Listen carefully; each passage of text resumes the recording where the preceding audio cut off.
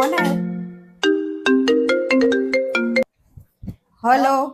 Hello, જય Shri Krishna mummy. હા, જય શ્રી કૃષ્ણ આરતી બેટા. શું કરસ? બસ કઈ નહીં, જો હવે આ ખીચડી બનાવવાની તૈયારી કરું છું. કેમ ખીચડી? અરે ભાઈ ભાભી ગયા છે બહાર જમવા, એ લોકો આજે હોટલમાં ગયા છે એટલે મારે ખીચડી કરવી હતી તો ખીચડી બનાવું છું. જો કેમ તને ન લઈ ગયા? ભાઈ ને ભાભી બે ગયા તો? અરે એમણે મને પૂછ્યું તું પણ મેં ના પાડી. હું તો તને કહેતી જ હતી કે તું તારા છોકરાને ને વહુને બહુ માથે ન ચડાય. આ બધું તું માથે ચડાવે છે ને એનો પ્રતાપ છે. તને ખાવાનું ન બનાવીને દીધું ને તને લઈએ ન ગયા, જોયું ને? બસ આરતી બેટા, હવે આગળ ના બોલતી, કેમ કે છે ને એણે મને પૂછ્યું તું અને મારી તબિયત સારી નથી એટલે હું નથી ગઈ. અને આવું બધું બોલવાની તારે કઈ જરૂર નથી, કેમ કે મને છે ને કિશુએ પૂછ્યું તું અને મને તો એ લઈ જવાની જીદ પણ કરતી હતી પણ મેં ના પાડી. એટલે તારે છે ને ઘરમાં શું થાય છે શું નહીં એ જાણ્યા વગર મને છે ને ચડાવવાની વાતો નહીં કરવાની. અને તું તારા ઘરનું સંભાળ, મારા દીકરા